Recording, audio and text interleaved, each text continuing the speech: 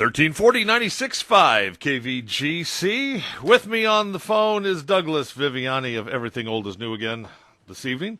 Douglas and David Cohen will again host Everything Old is New Again, the show that each week examines our pop culture, where it came from, why it's still popular, trying to make radio fun, and they definitely do that, folks. I urge you to listen to tonight's show from 10 to 7. If you can't, listen tomorrow night from 10 to 7, and Douglas, you can send that $20 bill to me for doing that. So.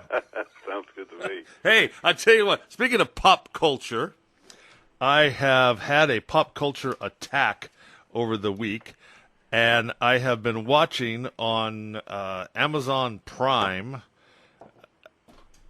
old Match Games 78 with Gene Rayburn. Gene Rayburn. It's the classic cast. It's Gene Rayburn.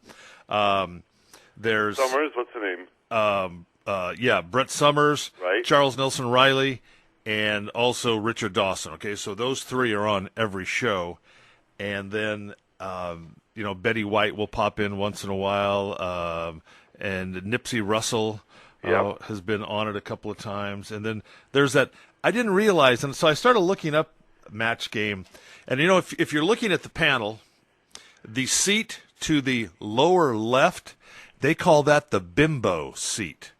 And if you think about it, every woman that sits there, it's never a man. It's always a woman, and it's always some young actress or some, and most of them you never hear from again. There were some girls on there this week that one of the girls was from Black Sheep Squadron. I didn't know there was a girl in Black Sheep Squadron. Did you? Yeah. Do you remember watching that show? Remember Black? Was she like curly brown hair or curly reddish brown hair? Yeah, exactly. That was her. But anyway, I'm watching the show, and then I'm realizing, 1978. Let me see. Wait a second. Richard Dawson started Family Feud in 76. Yeah. So I start reading up on it, and apparently he had gone to, it's Mark Goodman and Bill Todson or whatever, the producers, and said, hey, I want my own show.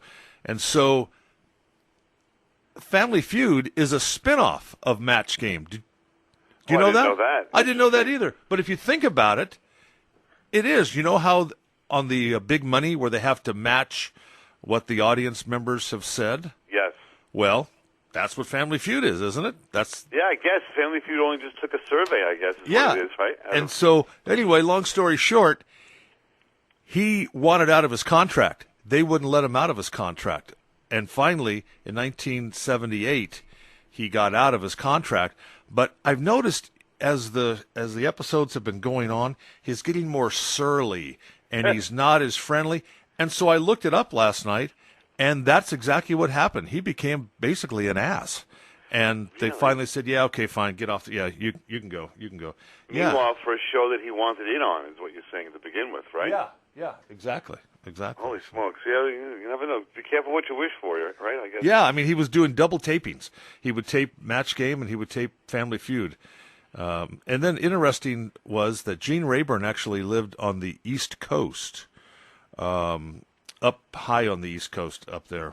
And that probably sounds funny for you, huh? For me going, I lived on the East Coast, up high around that Maine or around up there, somewhere up that place.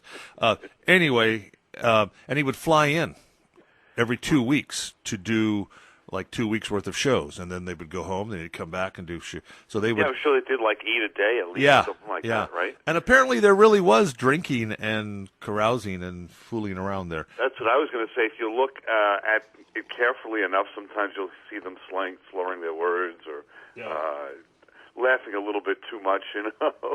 Have you seen the new one with Alec Baldwin? Yeah, we spoke about that a little ways back on the air. I think that it's horrible with Alec Baldwin. I don't think that he has any sense of humor. Anything he says, he tries to be funny. But, I mean, there was a picture the other day. He's promoting a book signing of his out in the Hamptons here where he's trying to help a library or whatever it might be that he's trying to do. And he can't even smile for the picture. He's a surly individual, a nasty individual, and a very serious individual. So when you see him on there, they're feeding him lines, and you know that he's not jovial. You know that, I mean, at least I do. I know that it's all put on. That's just for me. I can't. There are so many qualified people that could do that show. Why does he have to get involved? One of the reasons, from what I understand, is that he takes a salary and donates it to charity, which is great. But I mean, that's just my view. I don't like him at all in that. I love him in the movies; he does a great job. But with that stuff, I just don't like his personality. That's just me. My cousin does not like, and I'm like, what? How could you not like? He does not like Michael Strahan. How could you not like Michael Strahan? Oh, I can't stand Michael Strahan. You what? I can't what? stand him. Are you kidding me? I can't stand him. Another thing, and he's doing another one of these game shows. Yes. And $100,000 pyramid. How is he this man? I don't think he even sleeps. He's got the morning show. Was the Good Morning America. He's on all these other shows. He's doing the game show. He has no personality. He sits around and says, like, just the basics. He reads off the card the question and the answer, and that's it. Again, there are so many people that could do this. Why? How is this guy getting that job? I don't understand. That's just me. And I can't remember his name. It's, I guess old age has crept in. The current host of Family Feud. I can't think of his name. Steve Harvey. Steve Harvey. Yes. I think Steve Harvey's hilarious, and a lot of people don't like Steve Harvey. Oh, I like him. He's good. Yeah. He does a nice job. He's great. Back to Michael Strahan, you're like, you need a little bit of comedy. Have you ever heard that guy do an ad lib? You want to hear the first? I'll do an imitation of Michael Strahan doing an ad lib. You ready? Yeah. All right, 3, 2, 1. Here's his ad lib. There you go. That's it. Oh, come on, this guy. What do you like him for? Give me an idea. I just like him. I think he's a likable guy. To me, I see him and I go, I'd like to go have a beer with this guy. I'd like to sit down and talk football with this guy. I bet you he's got some pretty good stories. He seems like a genuine guy. I mean, maybe he's an ass. I don't know, but he seems like. No, that's the other thing. He probably is all those things. Does that make a great game show host? I don't know. I don't know. Now, Steve Harvey, I first found Steve Harvey, of course, with the Kings of Comedy. Do you remember that? Yes, that was great. I like Steve Harvey. I always have liked him. But anyway, all right, so we've trashed it. How come no one's ever come knocking at our door? We could host game shows. Exactly. There you we go. can host game shows. I'll leave it right there. Okay, here's one for you. The easiest game show in the world to host, okay? Password. Yes, all you do is say the word, right? Okay, Alan Ludden, there you go. Yeah. And all I'd say is, okay, Douglas, here's the clue. David, here's the clue. The word is, right. And he just put his hand down and bong. That was the greatest gig in the world. He was married to Betty White, by the way. Yeah. And greatest episode of The Odd Couple, one of the greatest ones, when they go on Password. Remember that? No, I'll have to look it up on. Oh, it's terrific. Yeah, I wouldn't even give it away. There's a couple great jokes there. You probably, I'm sure you can get it on YouTube or Netflix or whatever you can find. I want to know who's the guy or the gal that sits around and uploads all this stuff to YouTube. Think about it. I know. I want to see a leprechaun in a swimming suit dancing on the beach in Australia. There it is. And if you type it up, boop, there it is. It's true. Who does that? It's true. I was curious. They had a Star Trek convention last week in Vegas. It didn't go, unfortunately, and I tuned it in just to see what was going on because there's an announcement there I'll tell you about in a second, and there's some girl with like one of these selfie sticks walking around, and she taped every panel. She walked around the hallways, took you all around the hallways, talking left and right to the camera, all by herself. It looks like she went to this thing. And so, like, you almost don't even need to go to the convention because you got a surrogate there. I don't know why she did it, and she doesn't make any money from it, whatever. People just love to get stuff on that YouTube. It's incredible. I was on vacation in Alaska, and a lot of places you go, it says, no selfie sticks. There's big signs, no selfie sticks. And I'm like, what? Why no selfie sticks? And then we went to a location where they allowed selfie sticks, and there was this one woman, like you say, she was probably early 20s maybe, and she was going around with her selfie stick and her family, this and that. And I could see her tripping, and I mean, she didn't fall, but she tripped a couple of times and like walked into some people. So I guess they are, but who the hell has a selfie stick anymore? Do you even see them around anymore? I mean, you know? Well, it's dangerous, too. All these selfies and selfie sticks. You see, go on YouTube. You want to see something odd? There's last pictures or last videos of people that are taken right before they fall to their death on, like, the Grand Canyon and these precarious positions that they do for a thrill. And they were careless, and they're gone. Okay, would you let Angelica and Leo walk out on that glass walkway at the Grand Canyon? I have to say I probably would, but they probably would never do it. They would never do it. Okay. Would you? We're supposed to hold 1,000 pounds, so I'm right about the limit there. We would have to go alone. Yeah, I know. I don't know. Would I do it? Now I understand the Space Needle. They've remodeled the Space Needle, and the whole floor is glass up there too. Right. I'm not afraid of heights, but if I have to look at them, I think I'm afraid of them. Yeah, I think that would be a really memorable experience, as quote safe as you can get, and being really, I don't know, dangerous is not the word, but really, being right on the edge there. I would definitely do it, and I would remember it, but it's not something I want to do every day. That's for sure. Well, what is on your mind? Well, here's the thing. The summer is here. We're in the middle of the summer, and they've released this movie this weekend called The Meg. Have you seen this? No. It's like this huge, gigantic shark, bigger than a boat. It's almost like a dinosaur shark, if you will, from Jurassic Park. It's a megalodon, and it looks like it could be the worst movie ever made. I don't know, but it reminds me of Jaws. Remember? I know we're going back here, something like 45 years, but do you remember? What's his Jaws? name in it? Ian, from 90250 or 901? No. Ian, I forget what his last name. You know the guy. Ian Ziering. Ian Ziering, that's it. Ian Ziering. You got to get him on those days in the summer blockbuster, and it just and do you, like how do we express the phenomenon that Jaws was when we were younger, when it first came out? I know you and I talked about this beforehand. Back to the Future. I can remember Back to the Future. Yep. Star Wars. In fact, I've talked about Star Wars, going to see, actually skipping class to go see Star Wars. I remember taking JD to go see Jurassic Park, the first one. Right. And a couple of years ago, Teresa and I went to go see a Mission Impossible, and that was a summer blockbuster. I forget which one it was, but I don't know. Like we've talked before, I don't want to keep harping on it. Yeah. Tom Cruise's star is kind of tarnished in my book, but right. What am I going to say?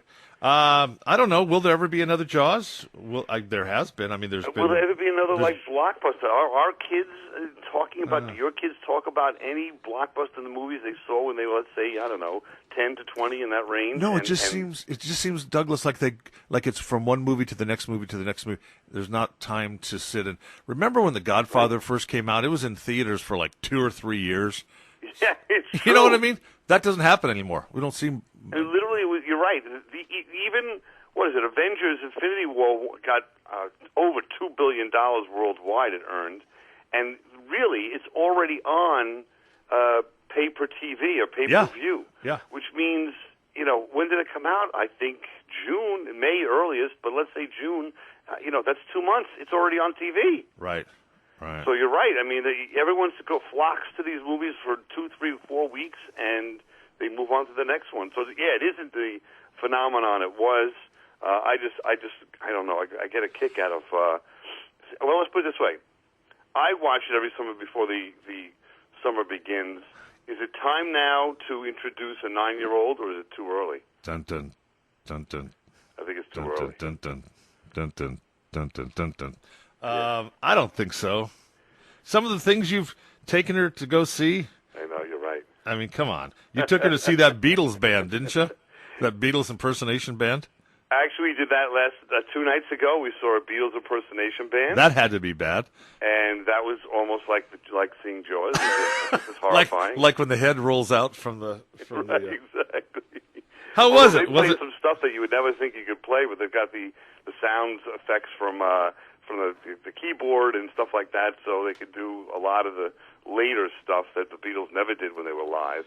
So it actually wasn't that bad. I wonder it got Angelica a little bit into the Beatles more than she was. She was dancing a little bit, whether she wants to admit it or not. What was the name of the band, Douglas? Do you remember? It was called the Liverpool Shuffle. The Liverpool Shuffle. And they're actually very popular around here. Every year they play there's a bandstand in Northport right by the water, which is where we were the other night. Mm-hmm. And then they also play the East Northport Fair, which I'm going to talk about in a couple of weeks, which has improved, I think, based on our conversations. We'll talk about that. But they play around everywhere. People actually really like them. They really do sound very much like the Beatles. But, do they look like the Beatles? They don't. They don't do that. They just do the music. They concentrate on making sure that the music is top notch. Oh, really? We have a kind of a regional group here called Rain, that is a Beatles tribute band, and they will come out as the early Beatles in the suits, and then they'll come, Sgt. Pepper Beatles, and then later, Beatles, and they dress the part, and they kind of look the part. But now, Rain had a Broadway show a little ways back. I believe so. Yeah. Yes, and I've seen them on Broadway, and then now they do travel around a little bit now. They're pretty good. I actually saw them in New York City before the Broadway show. Maybe, it's got to be 15 years ago. I wonder if it's the same. Cast, the same four guys. I haven't looked this up and see what's happening. Yeah. And we saw them at B.B. King's for a brunch with the Beatles. It was really good. Wow. But it's amazing. All the tribute bands. My sister went to see a Journey tribute band down the road the other day, and I mean, there's more tribute bands than bands, I think, at this point. Well, what's coming up this week? Well, we have take a turn for the psychic at this point, where we're competing sometimes here with Coast to Coast with our guests and things. We're going to bring back psychic medium George for the fourth time. He is doing psychic readings, and we're going to see if he can show to us and experience a little of the hereafter. Does he speak with those who have passed away? We'll find out. We actually have David Cohen is going to be doing and having a reading for the entire hour. I should say maybe the first two segments we'll do the reading, and the second two segments we're going to interpret it, see what names he came up with and so forth, and see what we think of the proceedings. I think we may, I don't know, David Cohen's the resident skeptic. I think we may turn the corner on that with his reading. You better be careful, because you better warn George before he reads David. It might end up like, when Spock tries to do the mind meld and he gets into sometimes people with painful memories and they start screaming. That might happen to George. It might just, if he starts reading. It's like a short circuit. Yeah, you never know. So. It's true. We'll see either that, either George will come out of it with a lot more personality, or David Cohen will become more serious. Stay tuned, folks, for more on the East North Fork County Fair. That'll be in another episode. We can't wait. And the fair is not till September, so maybe I'll make you wait maybe 1 or 2 more weeks. Okay. And you say there's not going to be any realtors selling homes? Well, they're still going to have the realtors and the life insurance people, the guys, and the politicians, but they've added quite a bit. That they may have taken a hint or two from the Amador County Fair. We'll see. All right. Tonight, George Anderson will read David Cohen, and of course, Douglas Viviani will be here to kind of keep things anchored down into reality. Tonight, Everything Old is New again at 6, and again tomorrow night at 6. Douglas, have a great weekend. Have a great show tonight. You too. Be safe.